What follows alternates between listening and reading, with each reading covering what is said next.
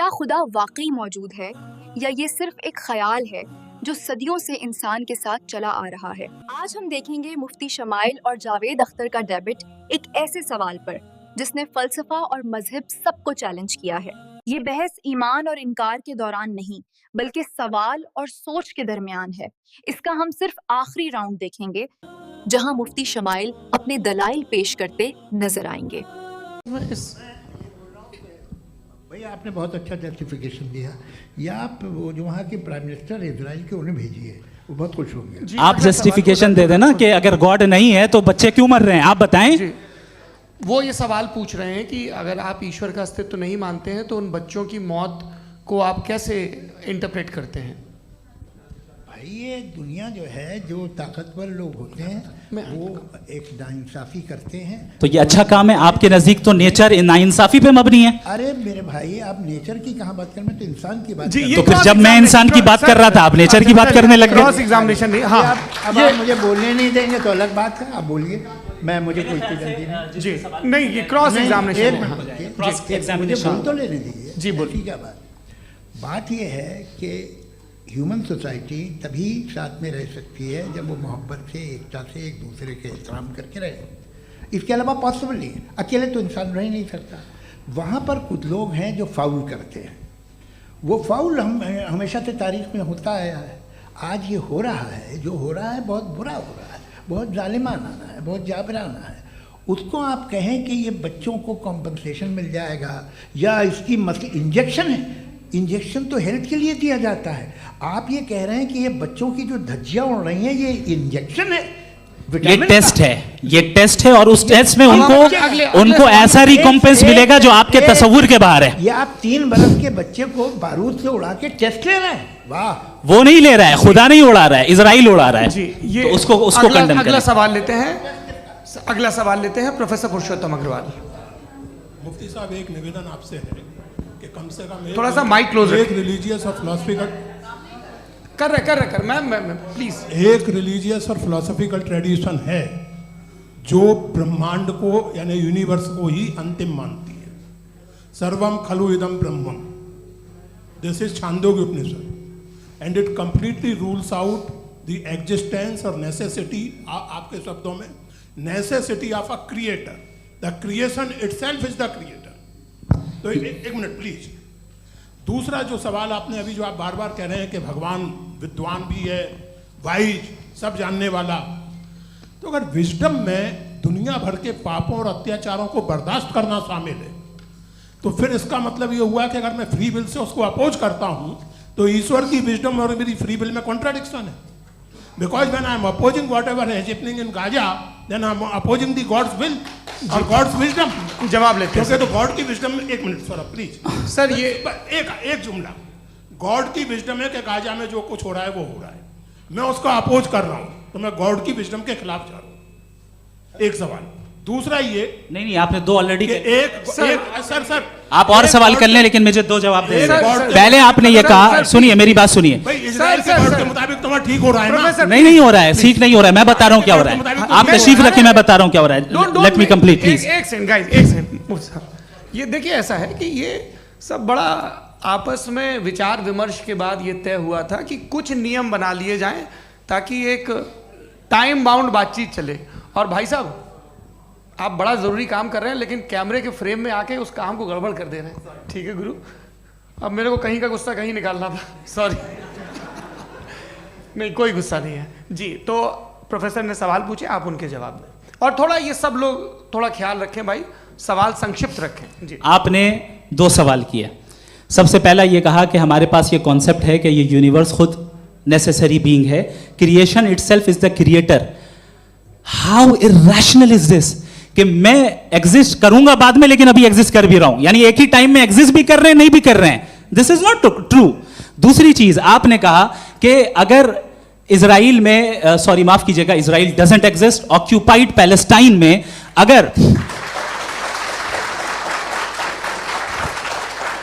अगर occupied Palestine में बच्चों को मारा जा रहा है फ्री विल की वजह से और गॉड नहीं रोक रहा, ये कॉन्ट्रडिक्शन है। ये बताइए कि एक एग्जाम में एक बच्चा गलत आंसर लिख रहा है, सुनिए, एग्जामिनर चाहे तो रोक सकता है, क्यों नहीं रोक रहा है?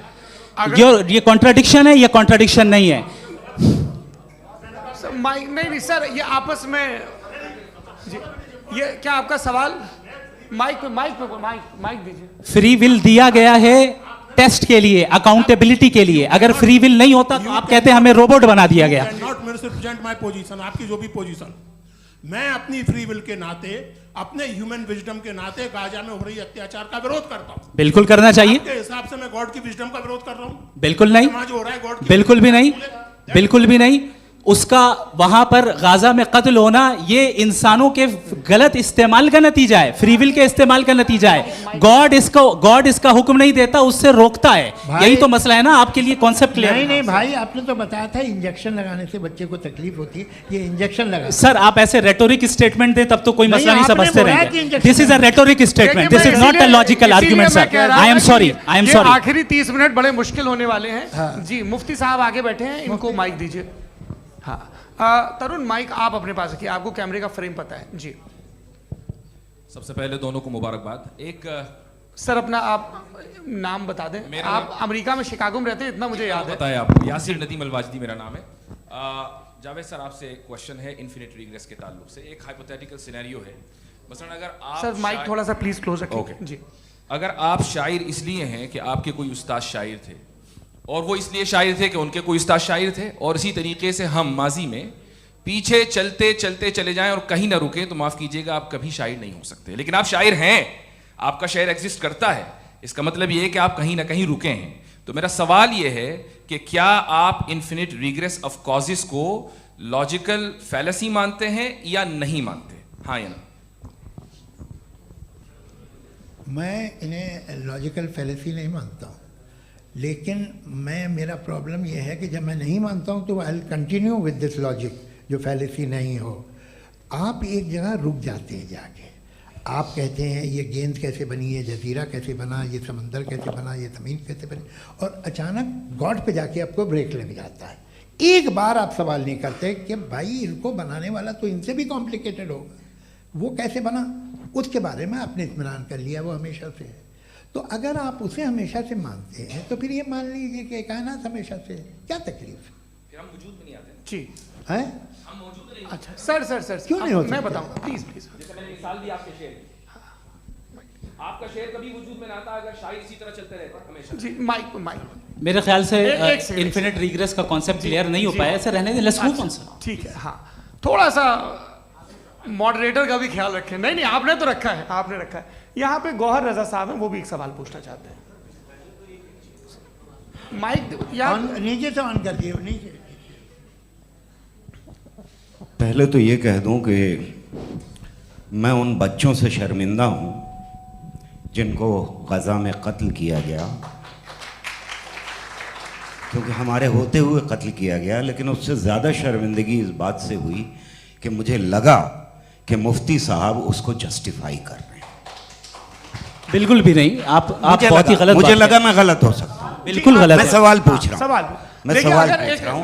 मैं जावेद भाई से डिसएग्री करता हूं। एक सेकंड देखिए, अगर देखिए ऐसा एक सेकंड आप सर वेट अरे आप कुछ मेरे पहले मुझे अपनी बात कह लेने दीजिए।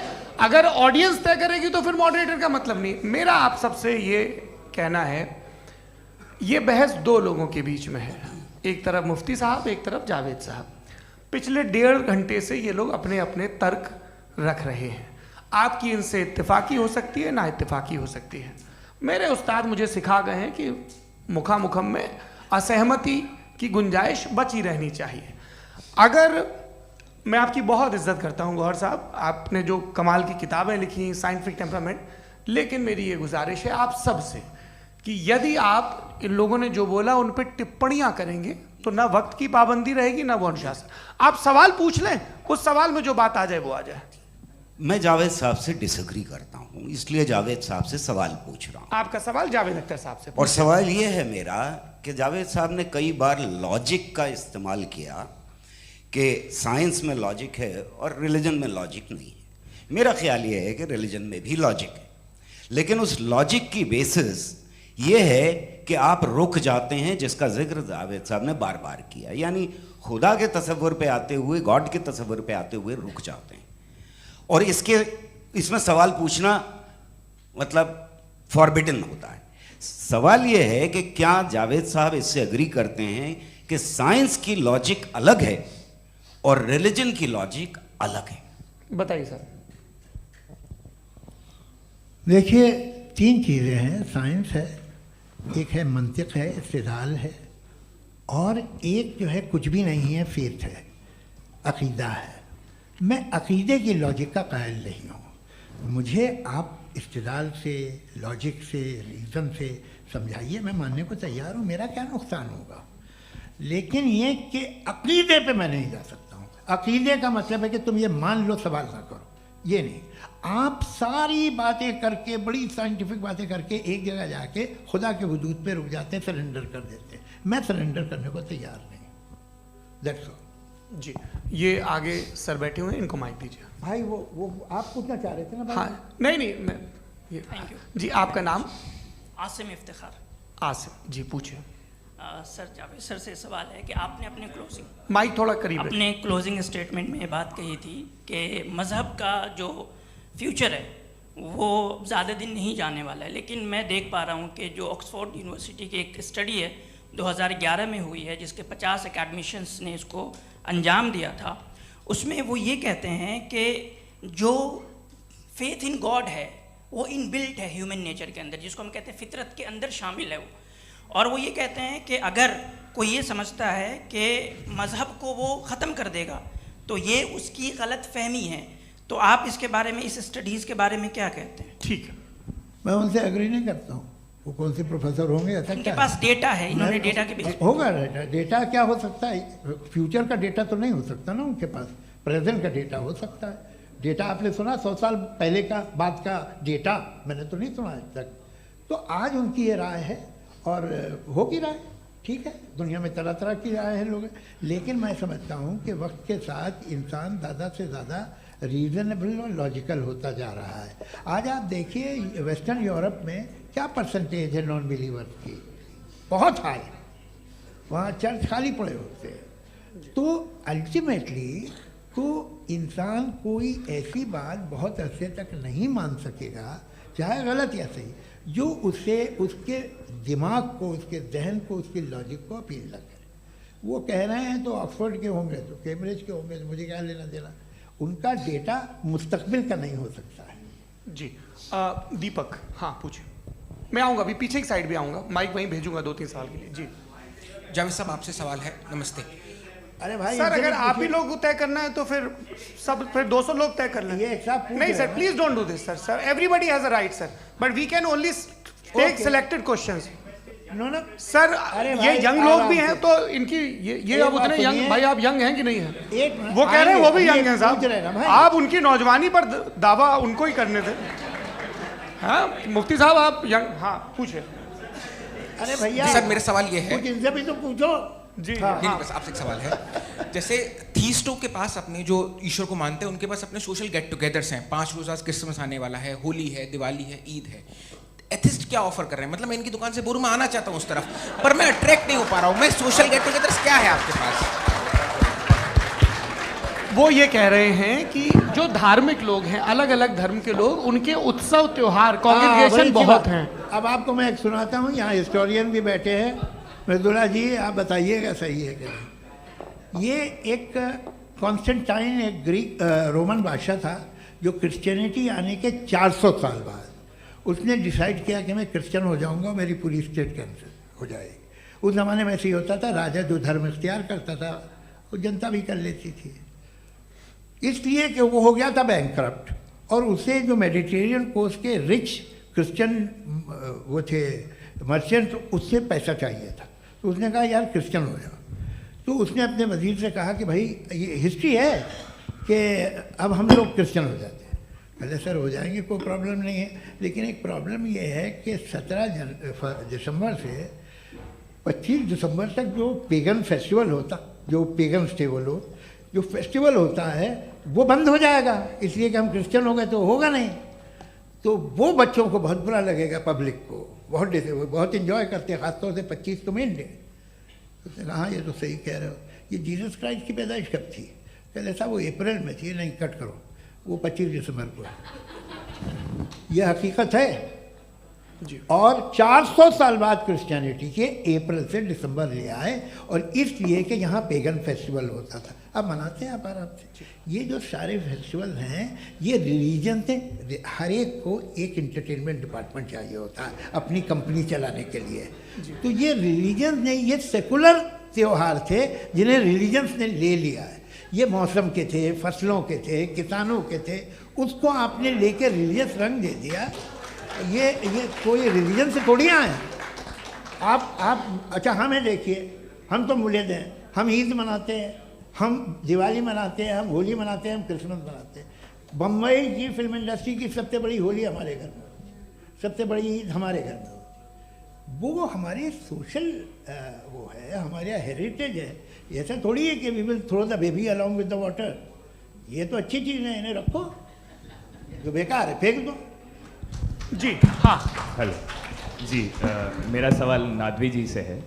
जैसा कि आपने बोला कि गॉड टाइम के भी परे हैं और गॉड इतनी कॉम्प्लेक्स चीज़ है कि उसे ह्यूमन माइंड समझ नहीं सकता, और गॉड ने अर्थ पे फ्री विल भी दे दी है, तो आप अपना वक्त ज़ाया क्यों कर रहे हैं गॉड के बारे में बात करके? अपन को तो बात करनी चाहिए कि सोसाइटी को बेहतर कैसे करें। जी, मैं गॉड वही बताता है सोसाइटी को कैसे बेहतर करे। अभी मैं आपका जवाब देता हूँ।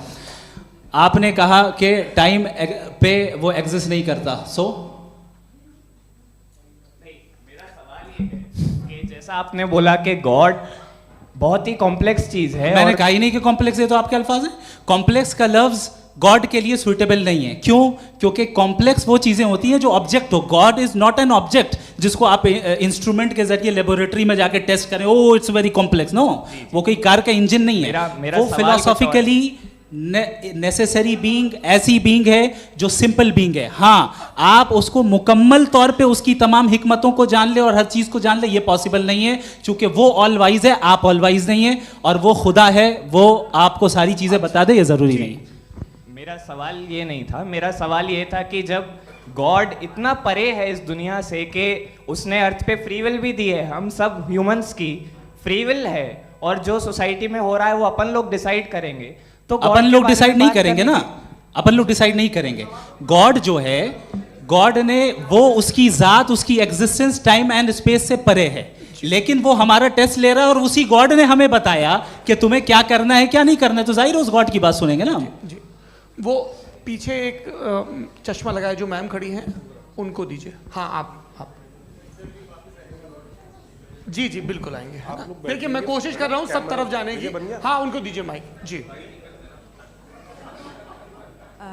हेलो सर, मैं ओमनी प्रेजेंट नहीं हूँ, टाइम पाबंद हूँ, और जहाँ तक कोशिश कर सकता हूँ करूँगा। जी, अपना नाम बताइए। मेरा नाम उर्सुला है, मैं दिल्ली यूनिवर्सिटी की एक स्टूडेंट हूँ और मैं स्टूडेंट फेडरेशन ऑफ इंडिया से हूँ।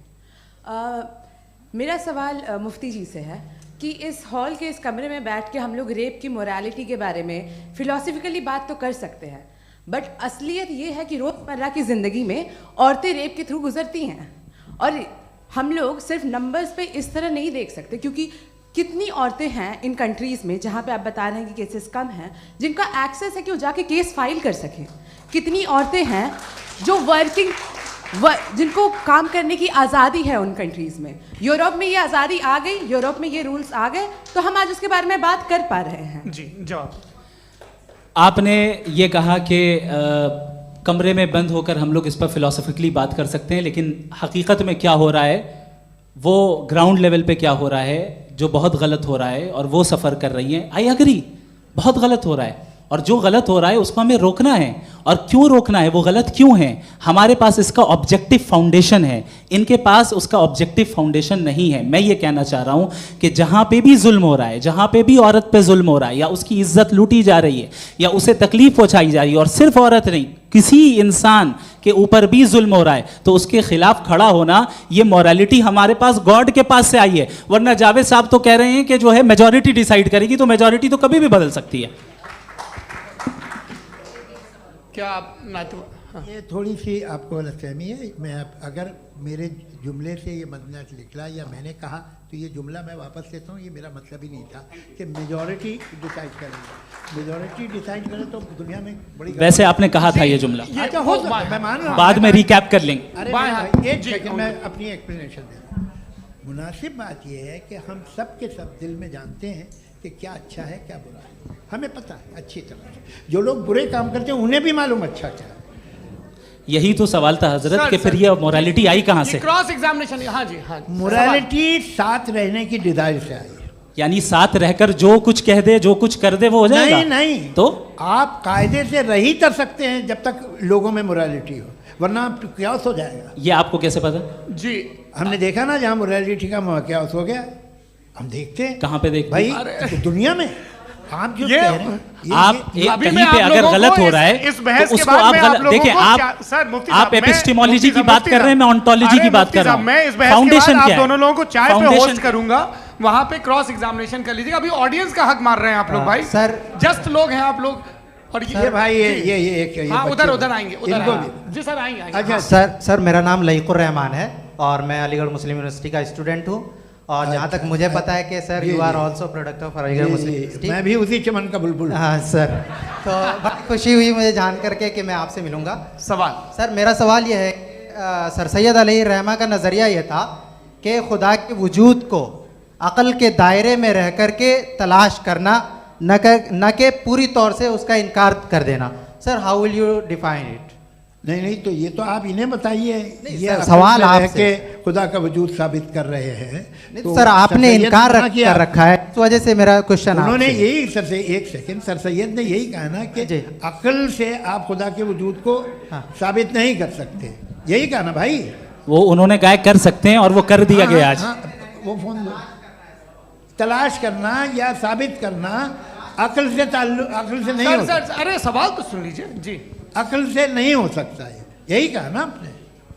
अक्ल से हो सकता है, अरे वो यही कह रहे हैं भाई, आप बता रहे हो सकता है, वो तो कुछ और।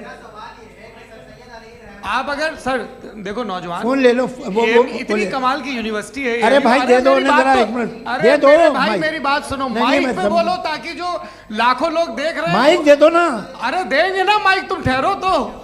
हाँ सर, मेरा सवाल ये था कि सर सैयद अलैहि रहमा का एक नज़रिया था अपना कि खुदा का जो वजूद है उसको अक़ल के दायरे में रह कर के तलाश करना है, न कि पूरे तौर से इनकार कर देना है। ये उनका कॉन्सेप्ट था।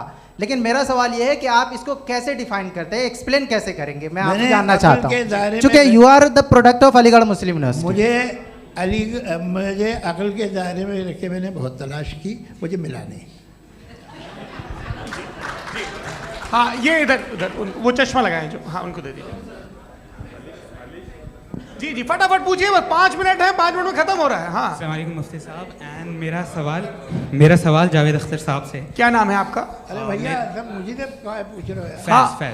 फैज पूछिए फैज साहब। तो मेरा सवाल ये है कि अभी जो एथियस्ट है वो problem of evil argument use कर रहे हैं अगेंस्ट मुस्लिम्स, राइट? कि इस दुनिया में इतना सारा ईविल है और अगेंस्ट मुस्लिम तो यहाँ अगेंस्ट थियस्ट। हाँ थोड़ा सा करेक्ट कर लीजिए भाई, पूरी मशक्कत ही इसी बात की थी कि किसी एक मजहब पे बात न टिके।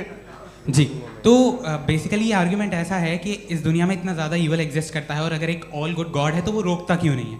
लेकिन इस सवाल में एक हिडन अजम्पशन ये है कि इस दुनिया में ईवल एग्जिस्ट करता है। अब एथियस्ट ये कैसे ऑन्टोलॉजिकली प्रूव कर सकते हैं कि इस दुनिया में ईवल एग्जिस्ट करता है? मैं आपको बताता हूँ, थोड़ा सा समझा। नहीं सर, हम लोग इनको सुनने आए। नहीं please don't do that. I want to explain ontologically. नहीं हम समझ गए सर, इनको अब जवाब देने दीजिए। अच्छा सवाल पूछ लो। मैं अभी तक क्या था वो मैं थोड़ा सा ऐड ऑन कर लेता हूँ। तुम गुरु, तो हम जब इसका राउंड 13 करेंगे ना तब तुमको स्टेज पे बिठाएंगे। जी तो हाँ जल्दी से। तो देखिए एथियज्म के हिसाब से सब कुछ रैंडमली बन गया है, सब कुछ एटम्स और मॉलिक्यूल्स है। एक पत्थर में और मुझ में सिर्फ इतना फर्क है कि हम लोग एटम्स और मॉलिक्यूल्स का अलग अलग रीअरेंजमेंट है। अब एक पत्थर को कोई इंसान तलवार से 2 टुकड़ों में काट दे या मुझे, according to atheism it is same. There is no evil and good according to atheism. जी अच्छा, फैज साहब का सवाल ये है कि हाँ कोशिश भी करते तो इससे गलत सवाल नहीं कर पाते। एक लाइफ फॉर्म है और लाइफ फॉर्म में फीलिंग्स हैं, मतलब लाइफ फॉर्म सुनता है, देखता है, टेस्ट कर सकता है, फील कर सकता है। तो उसकी जो क्वालिटी इस बबल में आ गई हैं वो जानवर में भी है, इंसान में भी है।